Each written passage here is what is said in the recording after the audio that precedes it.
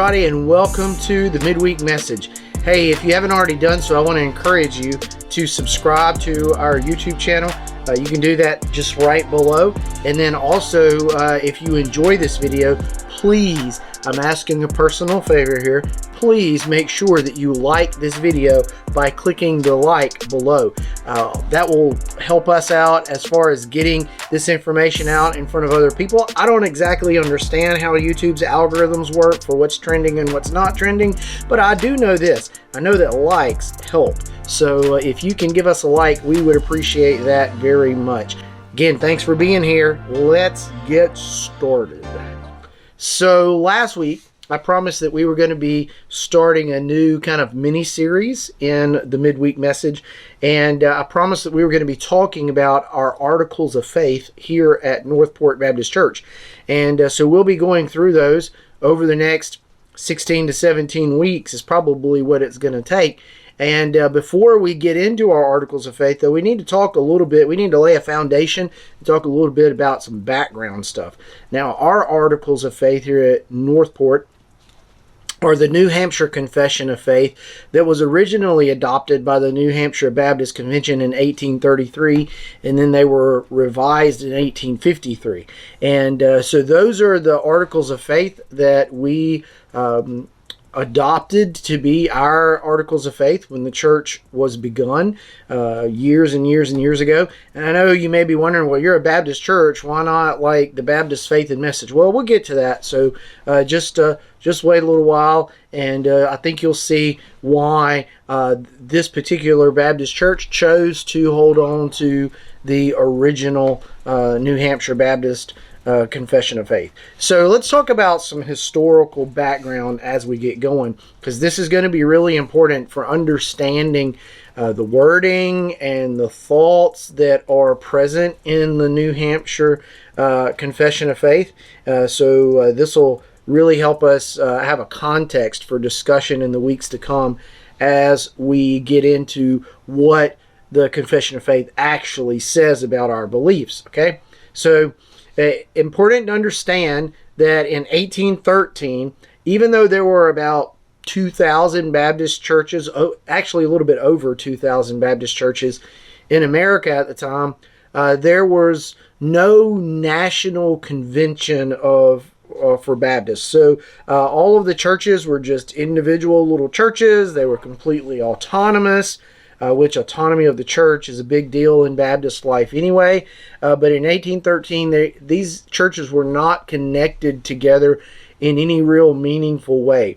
Now, there were some small associations where churches had agreed to cooperate together to get things done, and even some states who had some state conventions where they'd try to get the Baptist churches in the state to work together to do some things, but there was no national convention, and so they weren't connected at a national level. And this all began to change thanks to two guys who were not even Baptists, right? This is crazy. In 1812, Adoniram Judson and Luther Rice, who were both Congregationalist missionaries, felt a call from God to go to India and to begin missions. And so the Congregationalists sent them out, and they headed out to India to try to begin a missionary work there for the Congregationalist denomination. Well, they left on two separate ships at the same time, but so they were separated from each other, Rice and Judson. Well, along the way, Judson knew that once they got to India, they were going to be meeting with William Carey. Now, William Carey was an English Baptist missionary who had been in India since 1793. He'd been doing a missionary work in Calcutta.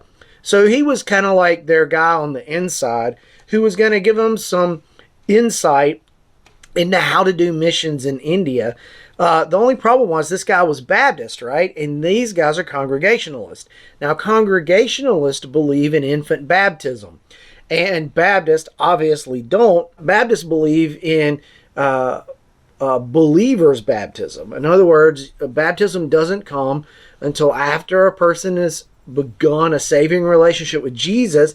And Baptists also believe in complete, full immersion, not sprinkling. And so Judson knew that when he sat down to talk with Carey eventually, that topic was going to come up. And so he decided it might be kind of smart for him to research baptism and to have kind of a theological basis for his own viewpoints on it. And so he began studying the Bible on the trip across the ocean.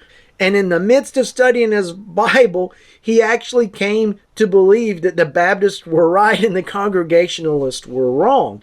And so when he met up with William Carey finally, and they talked about these things, the long and the short of it was that Judson ended up getting baptized and became a Baptist. Well, Luther Rice showed up on his ship, and Carey and Judson got to talking with Luther Rice about all of these things. And Luther Rice, he started doing some real serious theological study and prayer on it himself.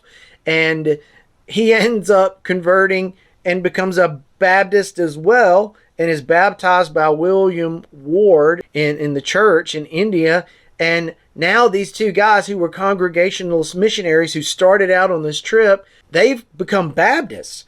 And so they decide that they need to do the right thing and break ties with the Congregationalists and begin missionary work as Baptists. And so that's what they do. Now, Luther Rice had become ill almost immediately upon arriving in India anyway, and wasn't doing very well. And so he volunteered to be the one to go back to America and to make things right with the Congregationalists, and to try to get some support from Baptist churches back in the States for the missionary work that was going to be going on now, the Baptist missionary work that was going to be going on in India. So he headed back to America, went and made things right with the Congregationalists, kind of broke ties with them, and then he began traveling around from Baptist church to Baptist church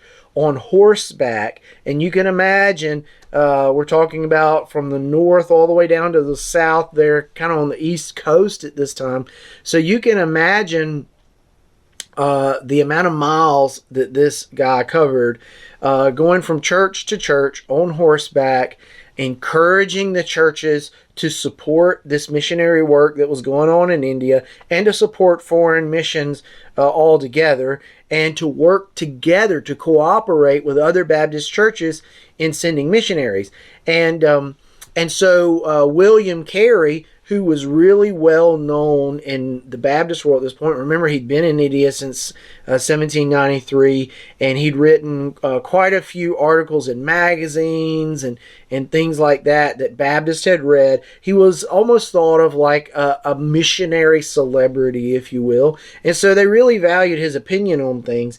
And William Carey wrote some magazine articles and wrote some letters and stuff supporting what Rice was trying to accomplish, which was a national level convention for the purpose of sending out missionaries.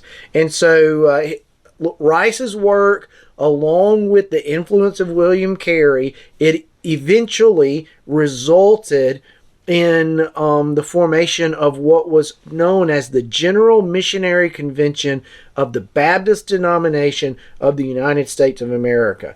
And I know that is a mouthful, but that's what they called it. And it was in 1814 that this was finally formed. Now, the primary purpose of this convention, of course, was to send out missionaries.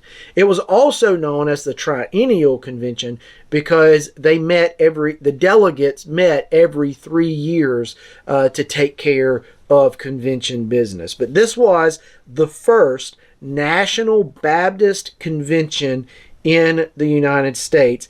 And ironically enough, I really don't think it ever would have happened if it weren't for these two Congregationalist guys who switched over to Baptist, and then one of them goes back to the States and starts trying to put together support for missionary work. So the General Missionary Convention, that's what we'll call it for short, because I do not want to say that long name every time, or GMC. I may refer to it as that. Their goal from the start was to develop a coalition of cooperating churches who would fund the work of missions. Now, like I told you, some states already had some state conventions and some local associations, but one of the results of the formation of the National Convention was that more state and regional Baptist conventions were formed as well, as almost like a hierarchy, if that makes sense. And so associations at the local level, they would send delegates to both the state level for decisions to be made, and so these delegates would represent each church as they went, and they would also send delegates to the national level, and so it was a really representative form of church governance, and that was all the brainchild of Luther Rice. He had this idea riding on the back of his horse between one church and another church, and so that's how they designed this whole thing. And so even today, that's still the form of governance that we even use in the Southern Baptist Convention. And so it's just really neat to think that all of that came about by Luther Rice, Adoniram Judson, William Carey. Those are your three key players in this story. Now, important to note in all of this is that early American Baptists were strongly Calvinistic in their belief system. And we're going to talk more about Calvinism and Arminianism and Molinism later on in the study as we get further down the road. But just for the time being, you know that Calvinists believe in predestination, at least to some degree they believe in it, some more so than others, and Arminians don't believe in that. And so we'll get into a little bit of what Arminians believe in a minute, because that's important for this background and this story. But most Baptists at the time were Calvinistic in their beliefs, and they strongly believed in the autonomy of the church, that each church was an individual entity, and that they didn't need to be told what to do by any other body, and they didn't need to come under the governance of any other body, and so that was like a key characteristic of Baptist churches. And now up until the early 1800s, and this time when Judson and Carey and Rice were really pushing all this missionary outreach, almost all the outreach efforts in America, they were local, and any foreign mission work that was funded and done was funded either by associations where local churches would voluntarily come together to work together, or they were through missionary societies. And missionary societies were usually wealthy people who got together and funded missions. So kind of think of them as like what we would call today parachurch organizations. They weren't nearly as structured probably as our parachurch organizations are today, but that's really what they were. They weren't like churches get together to send missionaries. They were individuals who had some money or some capital that they could provide for missionary work to be done, and so they formed societies, missionary societies, to send missionaries. Now, the strong Calvinistic background of the churches and the fact that many churches were fiercely independent resulted in some pretty significant controversies. And there are a couple of controversies that we'll talk about, because these controversies specifically kind of play into why the New Hampshire Confession of Faith was even written.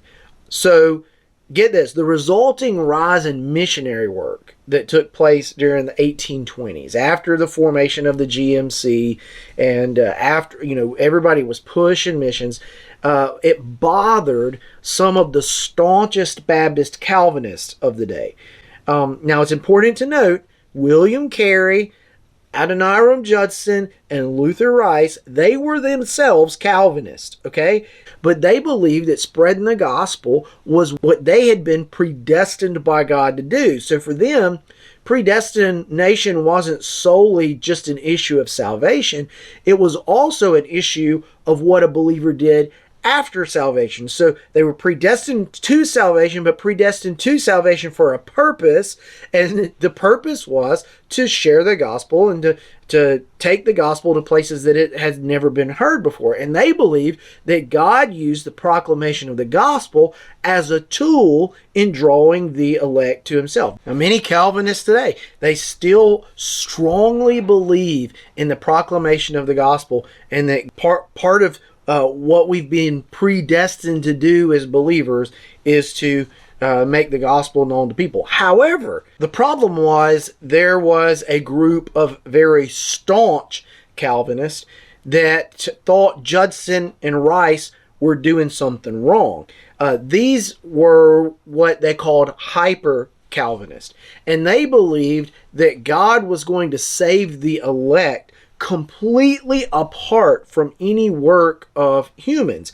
And so if God, their line of thinking was that if God had predestined some people to be saved and some people not to be saved, then those people who were going to be saved, they were going to be saved, and there was really no need for humans to get involved. So those people were going to be saved no matter what, whether somebody went and shared the gospel with them or not, in their way of thinking.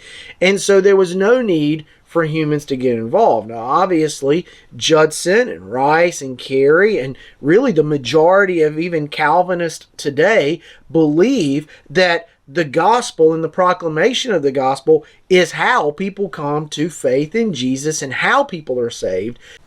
And they really just leave it up to God as to who is and who isn't predestined, who is or who isn't part of the elect. It's not for them to figure that out. It's just for them to be faithful in sharing the gospel.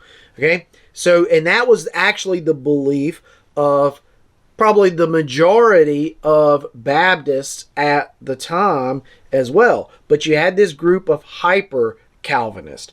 And they didn't like the fact either that this new convention that had just been formed, it was constantly asking for money so that they could send missionaries. And they didn't like the fact that the convention leaders and the missionaries, most of them were well-educated individuals, because most of these hyper-Calvinist folks were poor, uneducated, kind of country preachers, and the congregations that they led. And so they didn't want to give their money away. And so they thought that what was going on in this new convention was just wrong. So these detractors, they developed what they called the Anti-Mission Society. And they eventually left the GMC and became known as Primitive Baptists. And we still have Primitive Baptists around today. And the Baptists who remained part of the GMC, the ones who believed in missionary work, they began to call themselves Missionary Baptists. So now you've kind of had a split. I mean, the convention is not even really 2 years old, and you've had your first split over the issue of Calvinism. The hyper-Calvinists left the convention and started their own little denomination called Primitive Baptists, and the ones who were more moderate Calvinists stayed with the convention and labeled themselves Missionary Baptists. Now, that's controversy number one. Even while that controversy was going on, another one was brewing, because there was another group of Baptists that were rising in popularity. These were the Free Will Baptists. Now, the Free Will Baptists were strict Arminians. They believed that God didn't choose anybody, but rather that every person is completely free to either accept or reject the atonement that's offered through the death of Jesus. Okay? So, in other words, God didn't in any way choose people for salvation. He simply just threw the gift out there. He made the gift available through Jesus, and anybody who wanted it can take it, right? And so they would say that just as people are completely free to accept the gift of salvation, a person could also reject the gift of salvation. And they could do that even after salvation. So, the Free Will Baptists did not believe, like the majority of the Baptists of the day, in what we would call once saved, always saved, or in Calvinistic terms from the tulip theory, perseverance of the saints. They didn't believe that once a person became a believer, that they stayed a believer for the rest of their life. They believed that you could fall away from the faith. Okay, so they believed that by backsliding, it was possible for a person to lose their salvation, and one could also possibly backslide without even realizing it. And so, therefore, a person really never knew whether or not he was truly saved or not, because you just never knew whether or not you were really following Jesus. So there was no assurance of salvation there. Now, two issues here were at really big odds with the Calvinism of most Baptists, and this was a moderate form of Calvinism, but still it was Calvinism. First, most Baptists believed that God did play a role in electing people for salvation, even if that role could not be fully understood or fully explained. And second, they believed that if a person was elected for salvation, then God's choice was involved. Therefore, once chosen, a person could never be unchosen by God. And this is what led to the belief of once saved, always saved. So a true believer could never lose their salvation, even if they backslid or went through a season of rebellion. And so rather than saying that a person who apostatized or rejected his faith in Jesus, rather than saying that these people had lost their faith in Christ, what a free will Baptist would say, a Calvinistic Baptist or a general Baptist at this time would say that a person was never really part of the elect in the first place. Okay? And those are important distinctions, because some things started happening with these free will Baptists. In 1826, the Free Will Baptists started producing a magazine called the Free Will Baptist Magazine, and that meant, of course, that their beliefs started to be circulated kind of far and wide, and a lot of people were reading this magazine.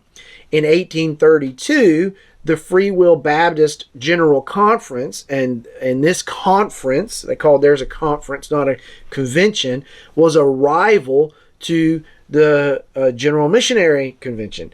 Anyway, they decided that the movement needed a confession of faith to clarify their beliefs. Up until this time, everybody had kind of gone by the 1742 Philadelphia Confession of Faith. Well, the Free Will Baptists decided that that Confession of Faith really didn't articulate their beliefs very well, and so they needed a new Confession of Faith. And so they went to work creating one, which was completed and was adopted in 1834. In 1833, the Free Will Baptists began their own foreign mission outreach work, and of course, that rivaled the GMC's work as well.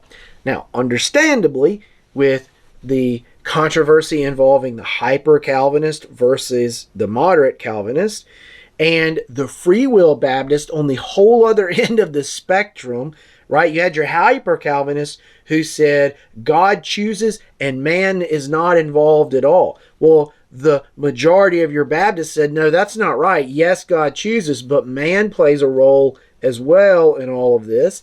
And then you had your Free Will Baptist who says God doesn't choose at all. It's completely man who does the choosing. He chooses God. This is the other end of the spectrum.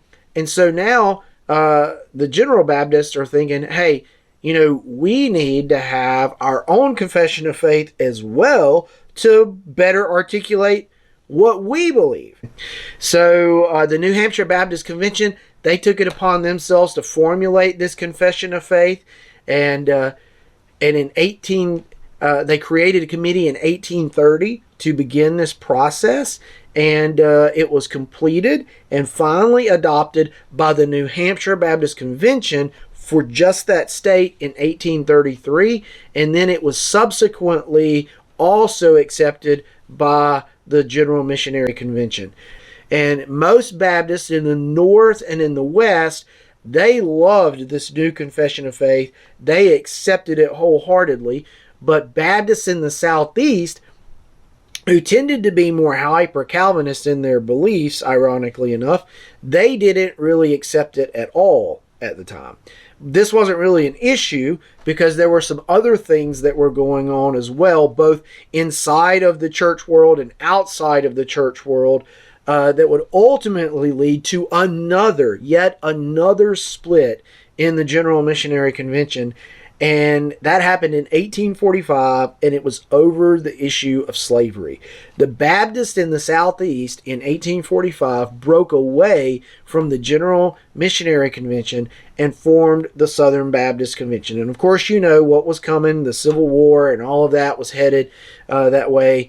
And the SBC had no confession of faith until 1925, when they adopted the first Baptist faith and message. So up until that point, most of the churches in the Southeast still held to the 1742 Philadelphia Confession of Faith. All right.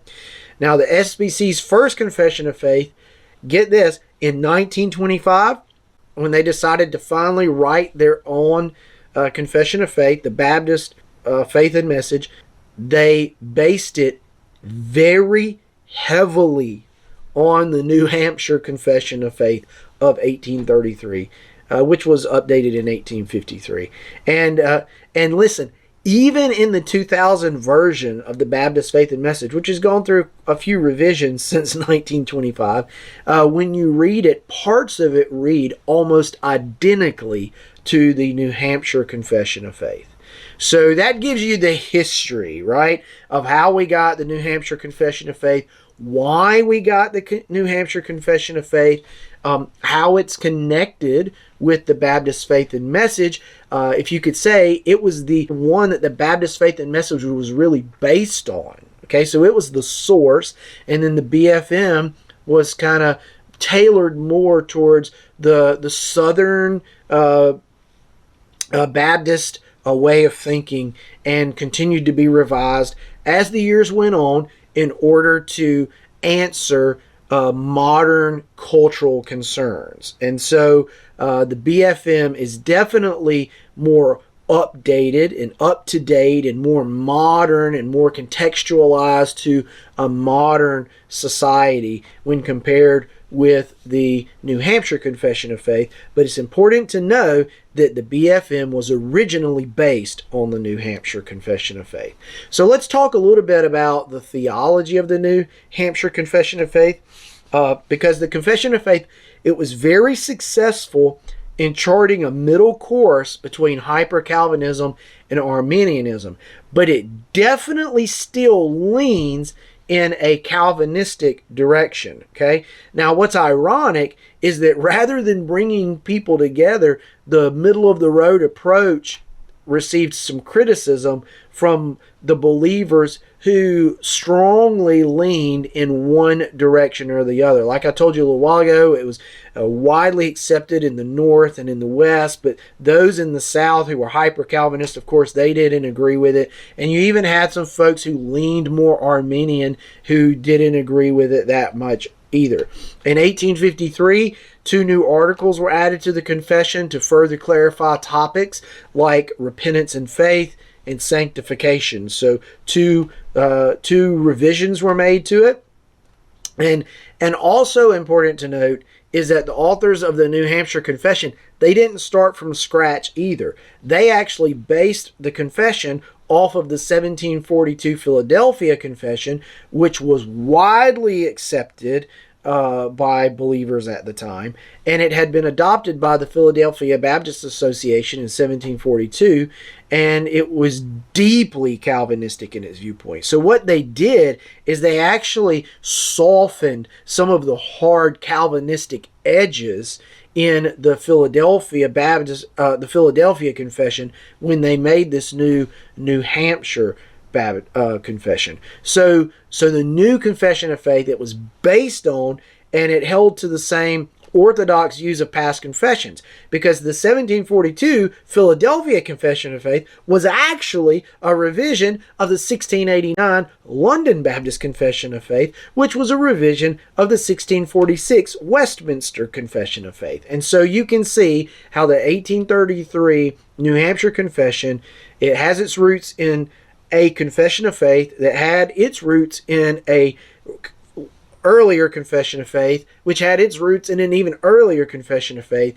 And so the New Hampshire Confession of Faith is very orthodox in its viewpoints. There's nothing in the Confession of Faith that would be considered heretical or not kind of a belief of mainstream believers of the day. What it was is it was contextualized to answer the questions of the day in 1833, which, as I've pointed out, were primarily hyper-Calvinism versus Arminianism and how those viewpoints affected evangelism and missions. Okay, so I know the question might be from some people, well, why do we even need a confession of faith? Well, I would say confessions of faith are good. And confessions of faith, they act as the least common denominator among believers. In other words, what is the at least that we all can agree on? Now, obviously, we believe the Bible. But what a confession of faith does is it kind of clarifies what we believe the Bible says about specific issues. And so when it comes to joining a church, being part of a church, obviously you want to be a part of a church whose belief system lines up with yours. And so that's the purpose of a confession of faith. It's the least common denominator for believers. They serve as statements of belief that are affirmed by believers who adhere to them. And you could say that they act like the core values of a church organization. So they serve as sources of some things. Let me tell you some things that they provide for us as churches. First of all, they provide identity. So they serve as a source of identity. They define who we are and what we believe. They define that both for us inside the church and for an outside world. So when you go to a website and you're checking out a church, almost every church website, somewhere on there is going to have their articles of faith or what we believe. They're going to have a section on their website about what we believe. Why? Because they want you to know who they are. Their beliefs as a church identify them. For one another, they identify, but they also identify them to an outside world. They also serve as sources of unity. Because they don't just define our identity, they also help us to be unified because they create a standard upon which all the believers of that church can agree upon and they can live by. And when you become a member of the church, you're basically adopting this confession of faith as your statement of beliefs. They serve as sources of cooperation because they provide for the accomplishment of common goals. And so they define for us some things that we're about as a church. They serve as sources of accountability. They provide a means for holding believers accountable to what they say they believe. I mean, can you imagine if people just joined a church and there were no stated beliefs and you could just kind of believe whatever you wanted to believe? There'd be no way that you could hold one another accountable. There'd be no way to really get anything done. And so they serve as a standard of accountability. They also serve as a source of repentance. They provide that standard by which each believer can compare himself to the standard, and they can let go of the falsehoods that they may believe. They serve as sources of maturity because they provide, again, a standard by which believers can measure their own spiritual growth, their own spiritual maturity, and they can identify areas in which they need to grow. But they also serve as sources of orthodoxy, which is right belief, and orthopraxy, which is right action. So a confession of faith, a good confession of faith, make sure that we stay between the ditches, if you will. They provide guardrails. It provides a guardrail for us as a church, and it also gets us pointed in the right direction so that we do the right things. They ensure that a church stays within a stream of historically accepted Christian belief and practice. Now, as stated before, the 1925 Baptist Faith and Message was heavily based upon the 1853 New Hampshire Confession of Faith. So while the last revision of the New Hampshire Confession of Faith was in 1853, The BFM has continued to be revised as time has passed by to answer the most pressing cultural questions of the day. And the latest revision was actually in 2000. So as we go through our study of the New Hampshire Confession of Faith, at times I'm also going to draw in some things from the Baptist Faith and Message to contextualize things a little bit better and help answer some questions regarding modern day. How would we respond to this issue? And we do consider ourselves to be a Southern Baptist church, and so even though our in our Constitution and bylaws, it doesn't say that the BFM is our confession of faith. Our confession of faith is the New Hampshire Confession of Faith. The vast majority of the folks in our church specifically would still say, hey, I agree with the Baptist Faith and Message as well. So let me wrap all this up. In short, what a confession of faith does is it keeps us rooted in our past while at the same time revealing to us what our future ought to hold. So I think a way to think of it would be that a confession of faith is kind of like a tree. So it's a compilation of statements of our belief system. So this compilation would be like the trunk of the tree. But it has specific branches that define who we are and how we behave in certain areas. So you can kind of think of each of these articles, each part of the confession of faith, as being a branch that kind of takes you down one direction, and some take you down other directions. And the whole thing is rooted in biblical and church history. That's why I spent so much time explaining that the 1833 New Hampshire Confession came from the Philadelphia Confession, which came from another confession, came from another confession, so that you'll understand that we're rooted in biblical and church history. And just as importantly, a confession of faith also defines what our foliage or our fruit should look like. So it defines for us what the actions of our church ought to be based on what we believe. So as we go through the study, I hope to explore our roots through this study. And listen, some of these are going to get pretty theologically deep, but I also hope to point out to you what our fruit ought to be, the things that should be practical implications and applications of what we say we believe as a church. And these two things, those two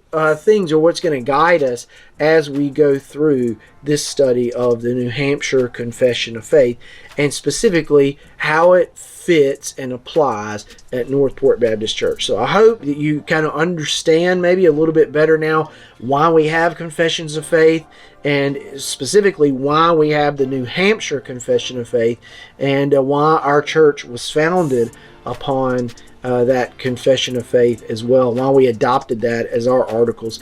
I used quite a few sources in putting together today's material, and so I'm going to put links to some of those sources in the description below, so feel free to go check those out if you want to explore any of these topics a little bit more.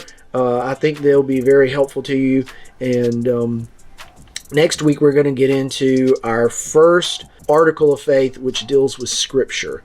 So I hope you enjoyed this, and I hope that you'll tune back in next week as we begin our march through this confession of faith.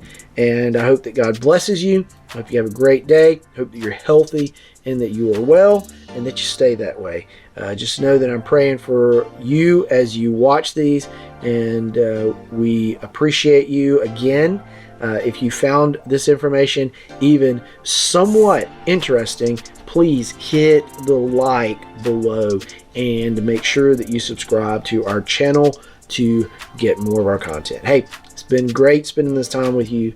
I'll see you next time.